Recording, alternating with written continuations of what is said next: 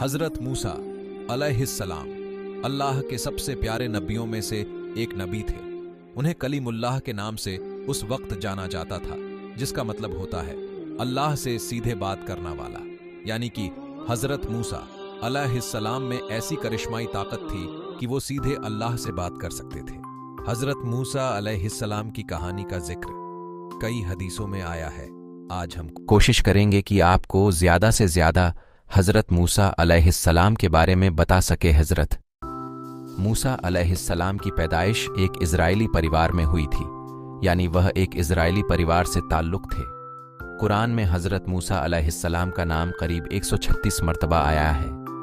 अल्लाह ने हज़रत मूसा अलैहिस्सलाम को इज़राइली लोगों को हिदायत देने के लिए नबी बनाकर भेजा था। उस वक्त वहाँ के लोग फ़िरौन की पूजा करते थे। फ़िरौन मिस्र का एक ताकतवर बादशाह था।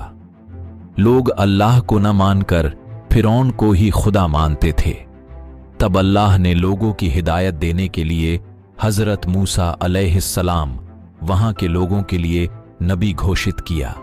हज़रत मूसा अलैहिस्सलाम लोगों को हिदायत देते कि अल्लाह ही सबसे बड़े हैं, उसी की इबादत करना है, उसी से दुआ करनी है। हज़रत मूसा अलैहिस्सलाम हज़रत इब्राहिम अलैहिस्सलाम के वंश से थे। जैसा कि हमने पहले ही बताया कि हज़रत मूसा अलैहिस्सलाम इज़राइली परिवार में पैदा हुए थे।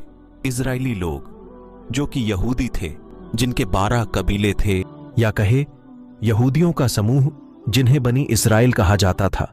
बनी इस्राइल लोग हज़रत याकूब, जिन्हें हज़रत इस्राइल भी कहा जाता है, जिनका अंग्रेजी नाम जैकब था, उनसे ताल्लुक़ रखते थे।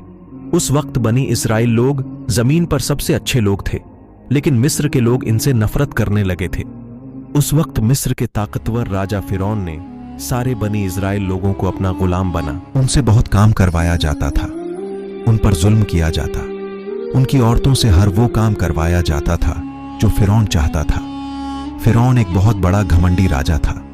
वह अपने आप को खुदा मानता था और इज़राइली लोगों पर बहुत जुल्म करता था। जब हज़रत मूसा अलैहिस्सलाम पैदा हुए, उस वक्त भी फ़िरौन का मिस्र का राजा था। हज़रत मूसा अलैहिस्सलाम के दुनिया में आने से पहले फ़िरौन को किसी ने खबर दी थी बनी इज़राइल लोगों में से एक लड़का जल्द ही पैदा होगा। उसके पैदा होते ही फ़िरौन का सारा साम्राज्य खत्म हो जाएगा।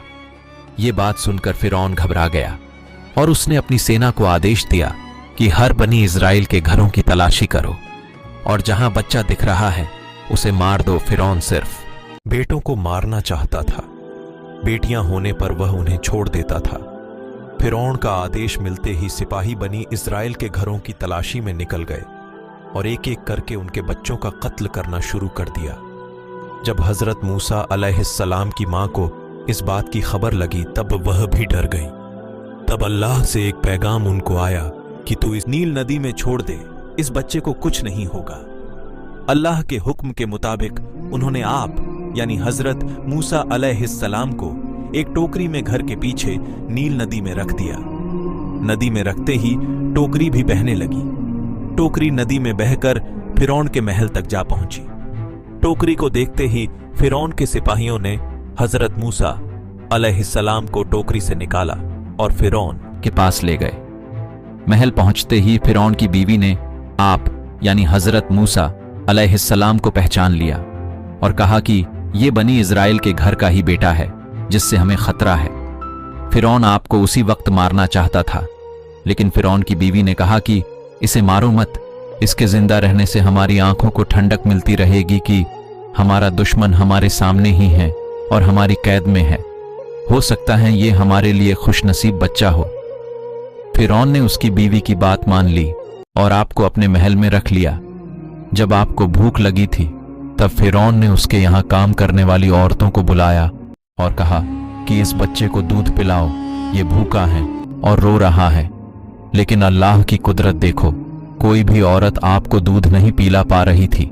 सारी औरतें दूध पिलाने में नाकाम रहीं। फ़िरौन समझ गया था कि ये कोई मामूली बच्चा नहीं। फिर दूध पिलाने के लिए आपकी माँ को तलाशा गया और तलाश करके आपको दूध पिलाया गया। एक हदीस के मुताबिक आप यानी हज़रत मूसा अलैहिस्सलाम फ़िरौन के महल में ही बंधे हुए। यहाँ तक ही 18 साल के जवान भी उसी महल में हुए। आपने ने हजरत शोएब की बेटी सफुरा से शादी भी की।